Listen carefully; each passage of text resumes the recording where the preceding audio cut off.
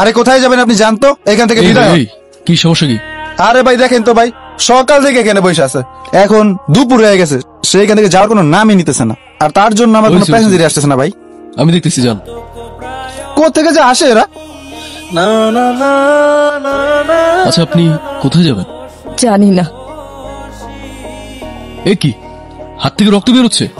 দেখি দেখি, আরে দেখি, হাতটা দেন না, এত রক্ত বেরোচ্ছে। কি করছেন?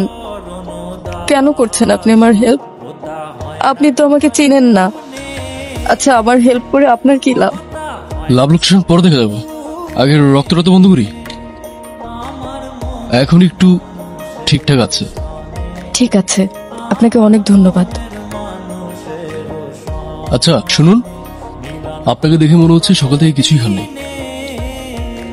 আর তাছাড়া আপনার হাতের অবস্থাও তেমন একটা ভালো না। আপনি যদি কিছু মনে না করেন, প্লিজ আমার সাথে চলুন। আমার বাসা এখানেই। আপনি যখন সুস্থ হয়ে যাবেন তখন আবার চলে যাবেন, সমস্যা নেই। বিশ্বাস করুন প্লিজ। আসুন, আপনি আপাতত এখানেই বসুন, আমি নিচে গিয়ে আপনার জন্য খাবার আর থাকার ব্যবস্থা করছি। আচ্ছা শুনুন, আমি আপনাকে একটা কথা বলতে চাই। হ্যাঁ বলুন, সমস্যা নেই। আমি আমার চেহারাটা কাউকে দেখাতে চাই না। ঠিক আছে, সমস্যা নেই। আপনার যতদিন ইচ্ছে এখানে থাকতে পারেন। আপনি সুস্থ হয়ে চলে যাবেন, সমস্যা নেই। তবে হ্যাঁ, আপনার কোনো কিছু প্রয়োজন হলে আমাকে জানাবেন, ঠিক আছে? ঠিক আছে। ওকে। এই দাদা, এই কি ব্যাপার, খাবার নিয়ে আসতে দেরি হলো কেন? এখনই যাচ্ছি বাবা। এই দাদা, মেয়েটার নাম না অনেক সুন্দর। তাই নাকি বাবা? কি নাম? তোকে বলবো কেন? যা জিজ্ঞেস কর। হারাম দাদা। আরে আরে বসুন, খাবার নিয়ে আসলাম, খান। 1 মিনিট। এখন ঠিক আছে? এখন আমি আর আপনি ওই আকাশের দিকে তাকিয়ে কথা বলতে পারবো। ঠিক আছে, থ্যাংক ইউ। আচ্ছা, আপনার মায়ের কথা মনে পড়ে না? যখনই মায়ের কথা মনে পড়ে, এখানে এসে আকাশের দিকে তাকিয়ে থাকি, মাকে খুব অনুভব করি, তখন না মনটা ভালো হয়ে যায়। আচ্ছা, আপনার মা বাবা? আমি যখন খুব ছোট, আমার বাবা মা দুজন একটা অ্যাক্সিডেন্টে মারা যায়।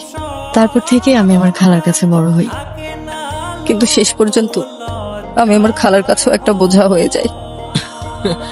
আর ধুর, আমরা কিসের মধ্যে চলে গেলাম। আচ্ছা, আপনার হাতটা দিন তো, আমি ব্যান্ডেজটা লাগিয়ে দিই। আমি ব্যান্ডেজ নিয়ে না আসছি। না, ঠিক আছে, আমার হাত ঠিক আছে এখন। বিশ্বাস করুন, প্রমিস, আমি আপনার দিকে একটুও তাকাবো না, বিশ্বাস রাখতে পারি।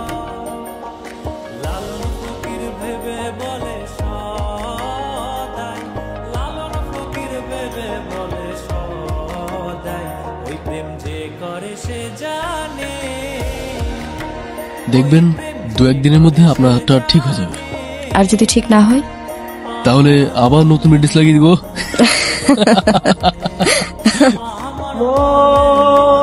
আজান দিচ্ছে, চলুন না একসাথে নামাজ পড়ি।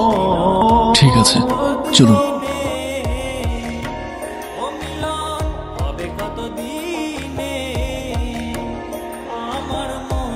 নামাজ শেষ? হ্যাঁ। তো আল্লাহর কাছে কি চাইলেন আপনি?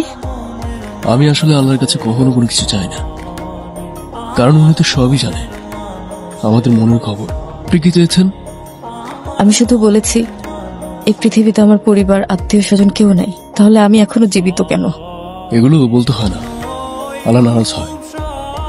হয়তো আপনার জন্য আল্লাহ তাআলা ভালো কিছু ভেবে রেখেছেন। আচ্ছা, আপনার নামটা জানা হয়নি, নামটা কি বলা যাবে?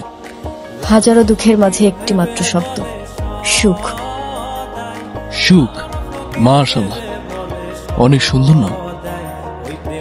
এই নাম নিয়ে সারা জীবন দুঃখ নিয়েও বেঁচে থাকা। তাই? হ্যাঁ।